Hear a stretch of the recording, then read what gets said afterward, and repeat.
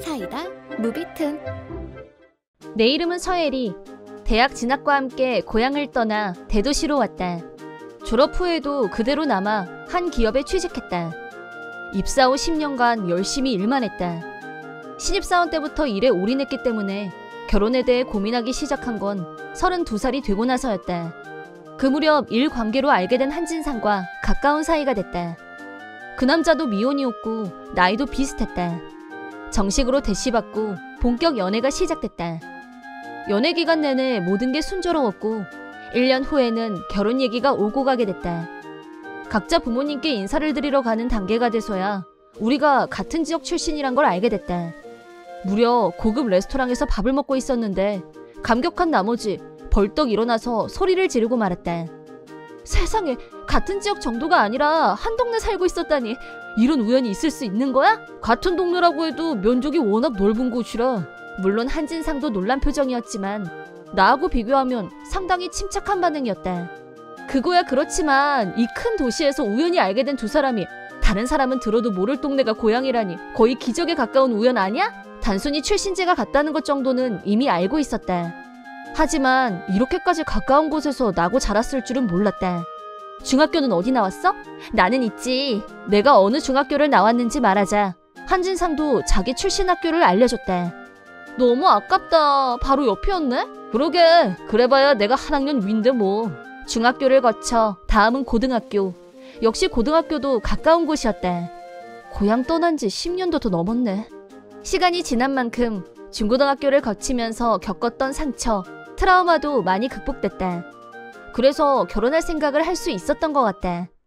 당시에 나는 악질 스토커에 시달리면서 고통받았었다. 방과 후 혼자서 집에 갈 때면 꼭이라고 해도 좋을 만큼 항상 누가 뒤를 따라왔다.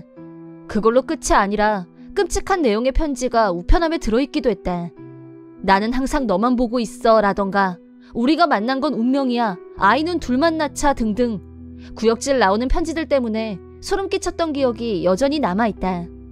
중학교 2학년 때부터 고등학교 3학년 때까지 스토킹은 5년이나 지속됐다. 내 외모가 연예인급도 아니고 진짜 이상한 남자다. 며칠 저러다 말겠지 했었는데 스토커는 아주 끈질긴 놈이었다. 부탁이에요. 그만 좀 해요, 제발. 그렇게 말하고 머리를 숙인 적도 있었다. 하지만 징그럽고 소름 돋는 스토커는 미행도 편지도 절대 멈추지 않았다. 스토커의 인상은 누가 봐도 피하고 싶을 것 같은 음침한 느낌이었다.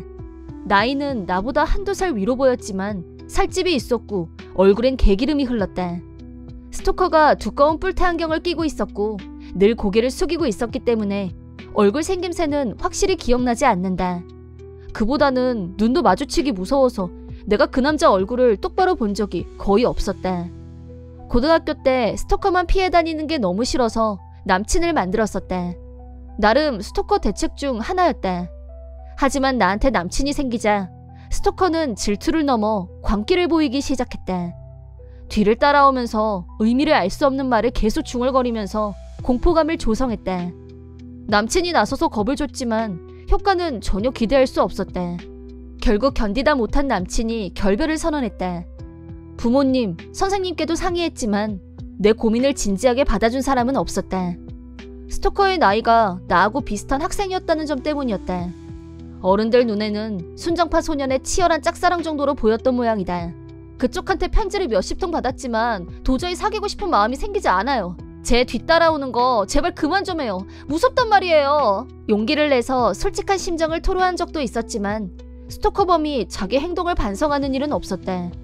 스토커 때문에 5년간 고통받으면서 청소년기를 보낸 나는 남성 공포증이 생겼다. 그런 이유로 대학을 다니고 직장을 다니는 긴 시간 동안 연애는 한 번도 하지 않았다. 하지만 30을 넘어서면서 트라우마도 줄어들었다. 한진상을 만난 건 아마 운명인 것 같아. 우리가 같은 동네에서 살았다는 게 너무 신기해. 결혼 전에 겪는 불안한 마음을 나는 그런 식으로 달랬다. 그리고 결혼식을 올렸다. 남편은 아내를 진심으로 존중하는 타입이었다.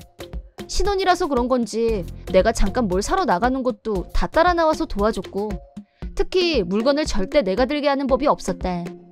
하지만 질투심이 많은 건지 내가 맡은 남자 직원과 말만 주고받아도 표정이 금세 굳어지는 일이 많았다. 나는 그걸 나에 대한 사랑이 넘쳐나는 걸로 좋게 해석하고 넘어가는 편이었다. 어쩌다 시댁에 놀러갔던 날, 나는 남편한테 어렸을 때 사진을 보여달라고 했다. 전에도 보여달라고 말한 적이 있었는데 남편은 완강히 거부했다. 과거 사진을 절대 보여주려고 하지 않는 남편에 대해 약간의 의구심이 생긴 건 어쩔 수 없는 일이었다. 내가 전에도 말했잖아. 나 중고등학교 다닐 때 좀 놀았었다고.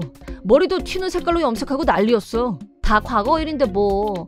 나는 당신이 불량 청소년이었어도 괜찮아. 아니, 내가 워낙 반항기가 유난스러워서 누가 찍어준 사진 자체가 없어. 설마 평생 사춘기였어? 나한테 자기 핸드폰에 있는 사진 보여준 적도 없잖아. 근데 진짜 한 장도 없어? 우리가 그런 대화를 주고받는 사이 시어머니가 웃으면서 우리한테 오셨다. 설마 그럴 리가 있겠니? 중고등학교 다닐 때 사진도 여기 이렇게 많이 있는데? 시어머니가 남편 앨범을 펼쳐 보였다. 노랑머리 불량 소녀는 어디에도 없었다. 시부모님과 같이 찍은 사진 속의 남편은 오히려 개성이라고는 없는 밋밋한 아이였다. 답답해 보이는 두꺼운 뿔테 안경을 낀 약간 비만형의 소년. 헉, 뭐지? 왜 스토커가 시부모님과 같이 사진을 찍었어? 시어머니가 보여준 남편의 앨범을 보다가 정신을 잃을 뻔했다. 머릿속이 하얘졌다. 시어머니는 사진을 보여주며 남편의 어린 시절 이야기를 신이 나서 떠들었지만 내 귀엔 하나도 들리지 않았다. 남편의 실체는 상상 불가. 사실은 나를 괴롭혔던 스토커였다. 그런 사람이 나한테 접근해서 버젓이 내 남편이 되어 있다니 제정신이 아닌 게 분명했다. 나는 공포로 온몸이 떨렸다. 남편과 우리 집으로 돌아왔다. 나는 최악의 공포심을 누르고 남편에게 물었다. 솔직하게 말해줘. 당신 사실은 내 스토커였어? 남편은 말이 없었다. 말없이 고개를 숙인 모습이 내 뇌리 속에 남아있는 그 스토커의 모습과 겹쳐졌다. 하지만 현재 남편은 뚱뚱하지도 않았고 안경도 쓰고 있지 않았다. 아마 사회인이 된 뒤로 살이 빠진 거겠지. 안경은 콘택트 렌즈로 바꾼 걸 테고. 대답해봐. 우리 서로 30이 넘어서 회사 일 때문에 만난 사이 맞는 거지? 그때 당신 분명히 나한테 그랬잖아. 처음 뵙겠습니다 라고. 남편은 아무 말도 하지 않기로 작정한 사람 같았다. 그럴수록 나는 남편이 스토커라고 확신했다. 당장 대답해. 대답 못하겠으면 당장 이혼이야. 남편이 드디어 말문을 열었다.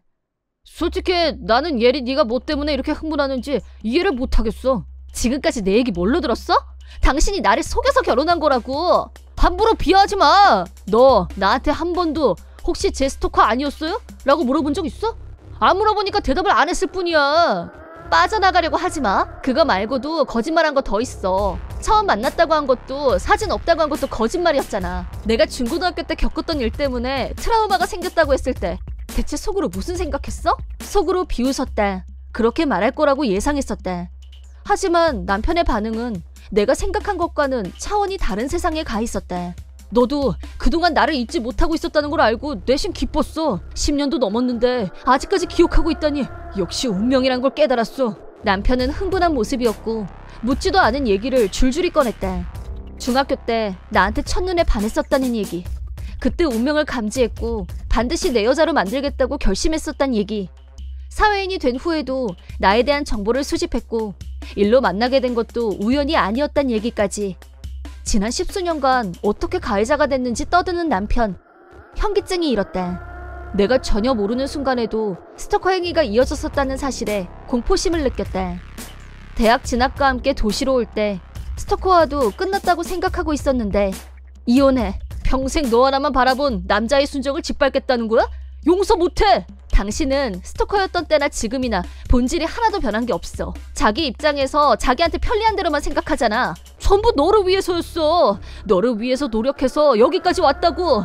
그건 억지야. 모든 게 당신 자신을 위한 거에 불과해. 내 모든 세포가 당신을 거부해. 이혼할 거야. 이혼이 성립됐다. 전 남편은 다시 스토커로 돌아왔다. 나는 변호사, 경찰을 찾아갔다. 악질적이란 이유로 전 남편이 체포됐다. 전 남편은 난 전처럼 널 뒤에서 지켜준 것뿐이야 라고 주장했지만 명명백백한 스토커 행위였다. 미성년이었던 중학생과 30이 넘은 성인 남자. 경찰에서의 대응이 달라지는 건 당연한 결과였다. 이번 영상은 어떠셨나요? 재밌게 보셨다면 구독, 좋아요에 댓글까지 달아주시면 감사하겠습니다. 그럼 다음 영상에서 만나요.